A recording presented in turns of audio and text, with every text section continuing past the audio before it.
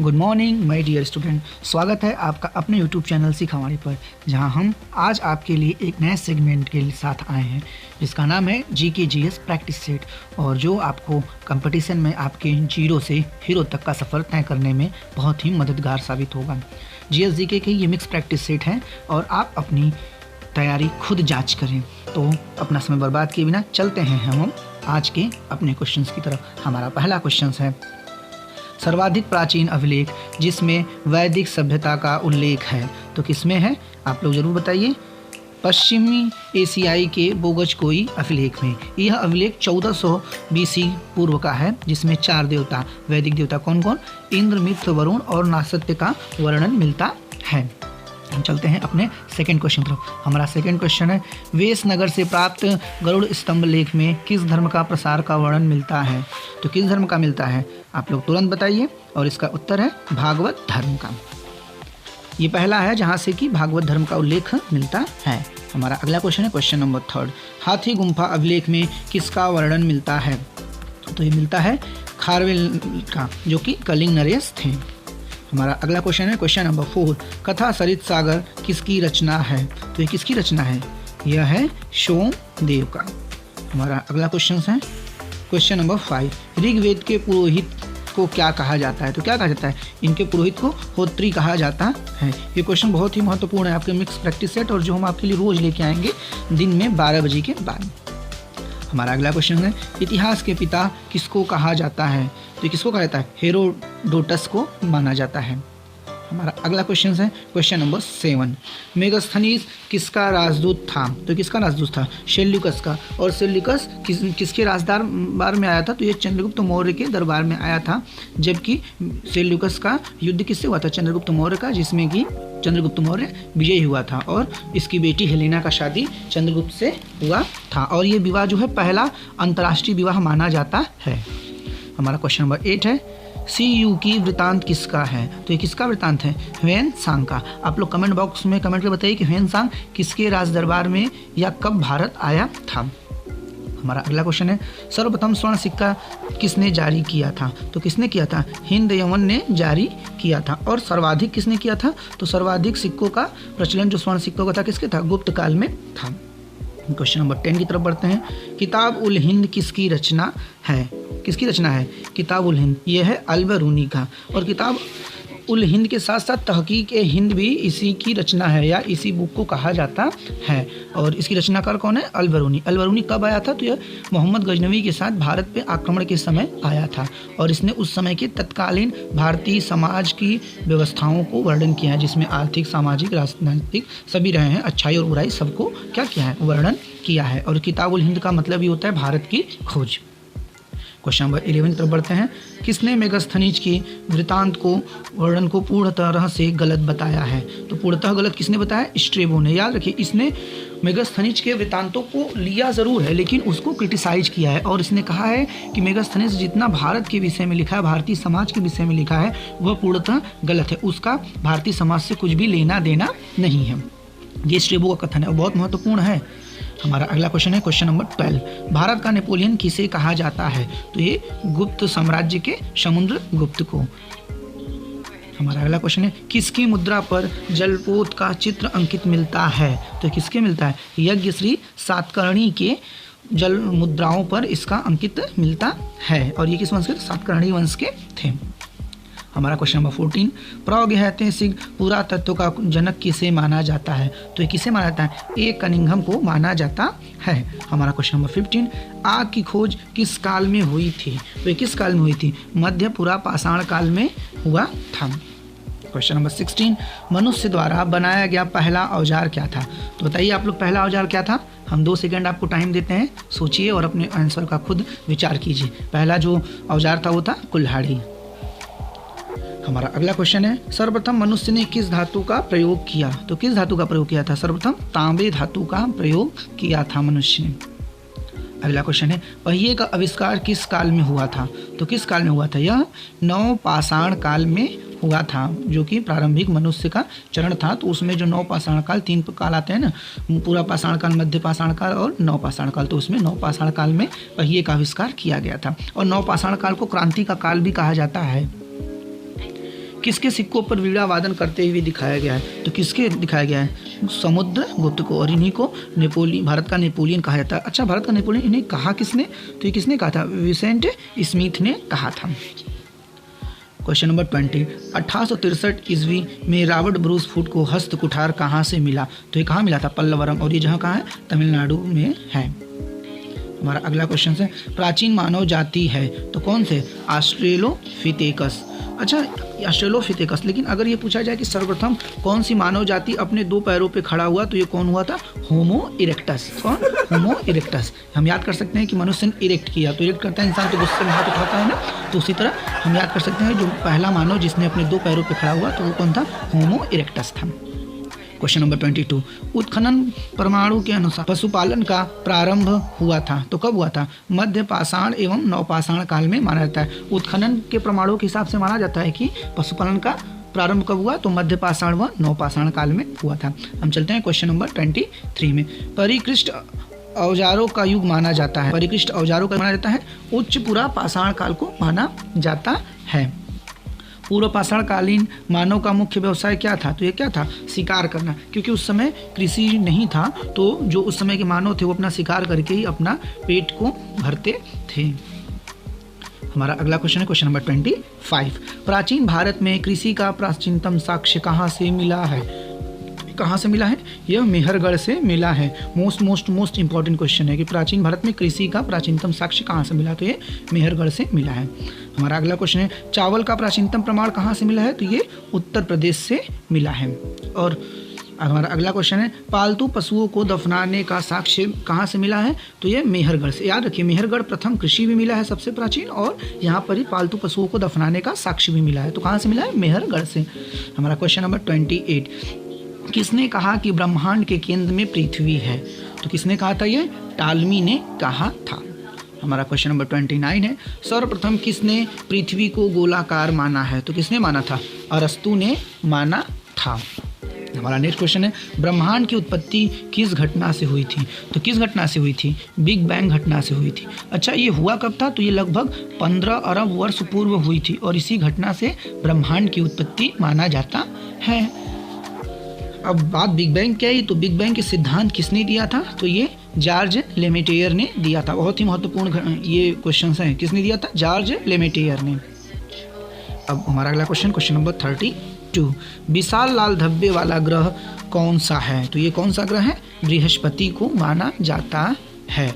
अब बात बृहस्पति की है, तो बृहस्पति को जो सूर्य की परिक्रमा करने की अवधि होती है वो कितनी होती है? 11.9 वर्ष का समय लगता है, और इसके पास जो उपग्रहों की संख्या वो कितनी है? 67, और अपने अक्ष पर घूर्णन करने की अवधि इसको कितना लगता है? तो लगता है 10.2 घंटा। कितना? 10.2 घंटे। हमारा अगला क्वेश्चन है, समुद्र तल से पृथ्वी की सर्वाधिक ऊंचाई है, तो कितना है? 8,848 मीटर। अब ये 8,848 मीटर है, तो ये ऊंचाई है, और ये ऊंचाई किसकी है? तो ये भारत के माउंट एवरेस्ट की ऊंचाई है। क्वेश्चन नंबर 34, सूर्य में सबसे नज़दीक की अवस्था क्या कहलाती है? तो सूर्य की सबसे नज़दीक की अवस्था क्या कहलाती है? ये कहलाती है उपसौर। उपसौर कहलाती। अब उपसौर की घटना होती कब है? ये बहुत महत्वपूर्ण है। तो ये घटना कब होती है? ये 3 जनवरी को होती है। हमारा अगला क्वेश्चन जो है, अगला क्वेश्चन हमारा है, पृथ्वी के धरातल का सर्वाधिक निचला स्थल है, तो कौन सा है? मृत सागर है। अब मृत सागर कहाँ है? तो इसकी दूर पहले गहराई कितनी है? तो इसकी गहराई है 396 मीटर, और ये है कहाँ? ये इजराइल के जॉर्डन में है। कहाँ है? इजराइल के जॉर्डन में है। हमारा अगला क्वेश्चन है, चंद्रमा के उच्चतम पर्वत की ऊंचाई कितनी है? ये है 35,000 फीट। कितनी है? 35,000 फीट। अच्छा, ये जो चंद्रमा है पर्वत, ये चंद्रमा के दक्षिणी ध्रुव पर स्थित है, जिसका नाम क्या है? लिबनिट्ज है। क्या है? लिबनिट्ज। और इसकी ऊंचाई कितनी है? 35,000 फीट है। हमारा अगला क्वेश्चन है क्वेश्चन नंबर 37, पृथ्वी पर 2 अक्षांशों के मध्य कोणीय दूरी को क्या कहते हैं? तो क्या कहते हैं? देशांतर कहते हैं। हमारा अगला क्वेश्चन, कोटोपैक्सी ज्वालामुखी कहाँ है? तो ये कहाँ है? इक्वाडोर में है। कहाँ है? इक्वाडोर में। हमारा नेक्स्ट क्वेश्चन, दो देशांतरों के बीच की दूरी को क्या कहते हैं? तो दो देशांतरों के बीच की दूरी को क्या कहते हैं? गोरे कहते हैं। हमारा अगला क्वेश्चन है, क्रस्ट में सर्वाधिक मात्रा में पाए जाने वाला तत्व है, तो कौन सा है? ऑक्सीजन है। और अब ऑक्सीजन कितना % पाया जाता है, ये बहुत महत्वपूर्ण है। तो ये कितना पाया जाता है? 46.8% ऑक्सीजन पाया जाता है। हमारा नेक्स्ट क्वेश्चन है क्वेश्चन नंबर 41, सियाल शब्द का सर्वप्रथम प्रयोग किसने किया था? तो सियाल शब्द का सर्वप्रथम प्रयोग किसने किया था? डेली ने किया था। हमारा अगला क्वेश्चन है 42, एंडीज पर्वत की सर्वोच्च चोटी का क्या नाम है? तो एंडीज पर्वत के सर्वोच्च चोटी का नाम क्या है? एकांकांगुआ। अब एकांकांगुआ है तो इसकी ऊंचाई कितनी है? तो इसकी ऊंचाई है 6960 मीटर इसकी ऊंचाई है, जो कि दक्षिण अमेरिका में स्थित है। हमारा अगला क्वेश्चन है, पेंटागोनिया का पठार कहाँ पाया जाता है? तो पेंटागोनिया का पठार कहाँ पाया जाता है? यह अर्जेंटीना में है, जो कि दक्षिण अमेरिका का पार्ट है। क्वेश्चन नंबर 44, हीराकुंड जल विद्युत परियोजना किस नदी पर है? हीराकुंड जल विद्युत परियोजना कहाँ है? तो ये हमारा है महानदी पर है। कहाँ है? महानदी पर। हमारा अगला आज क्वेश्चन है, कोटा जनजाति कहाँ पाया जाता है? तो कोटा जनजाति कहाँ पाया जाता है? तमिलनाडु में पाया जाता है।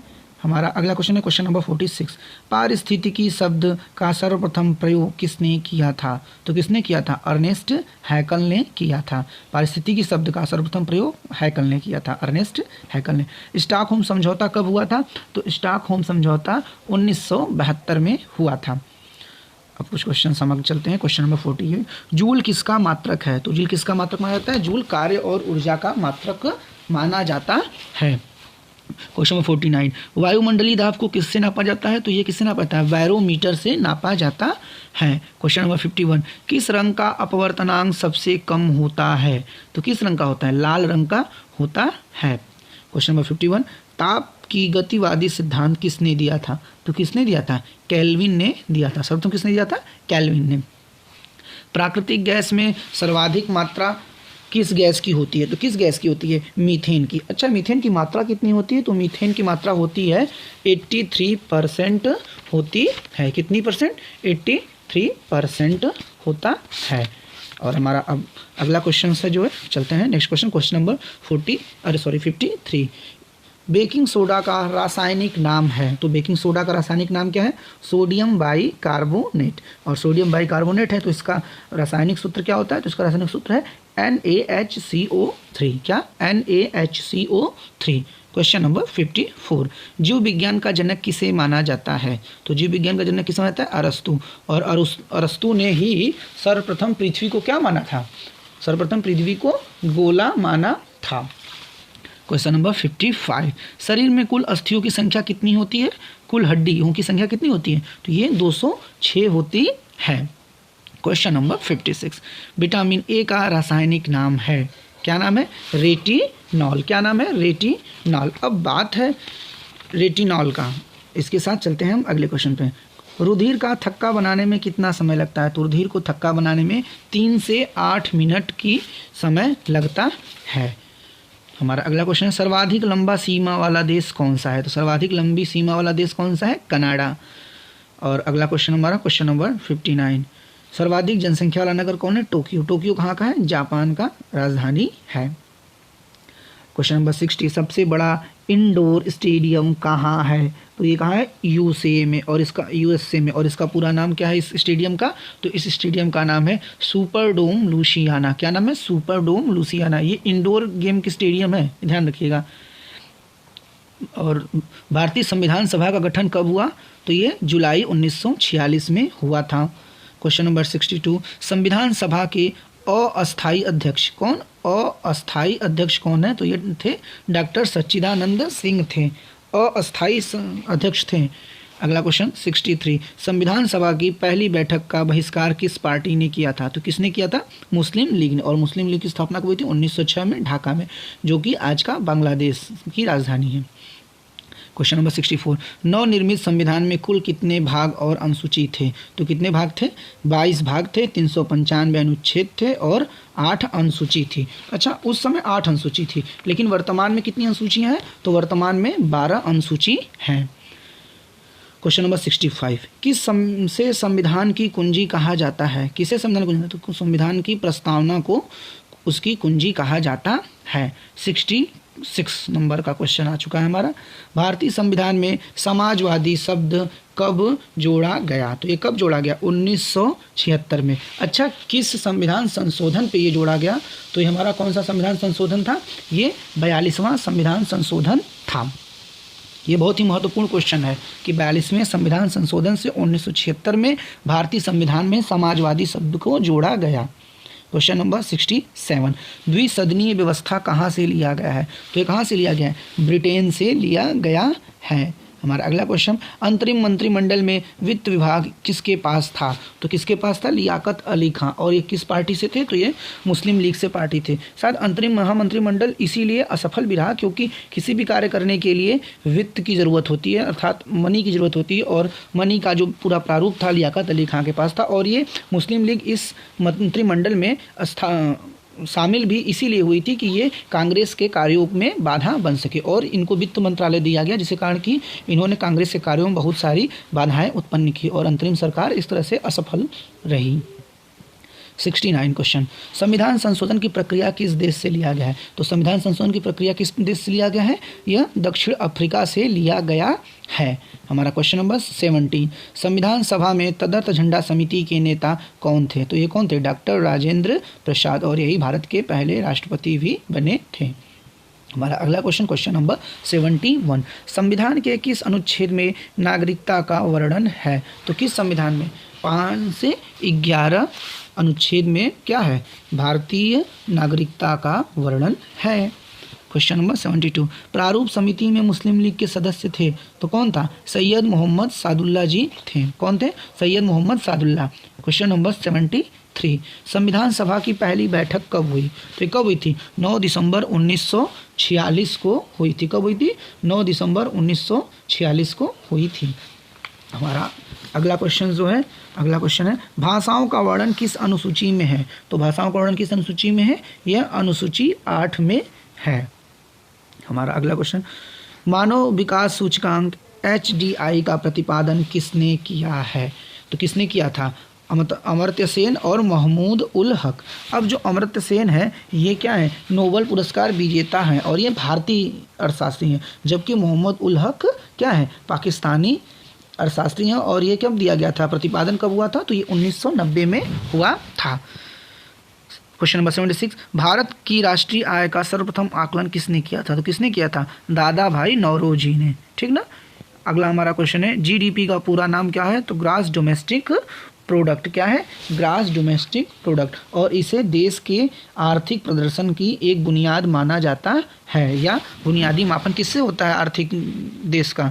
तो ये GDP के द्वारा ही होता है। हमारा अगला क्वेश्चन है, भारत में आर्थिक नियोजन की चर्चा सर्वप्रथम किसने किया था?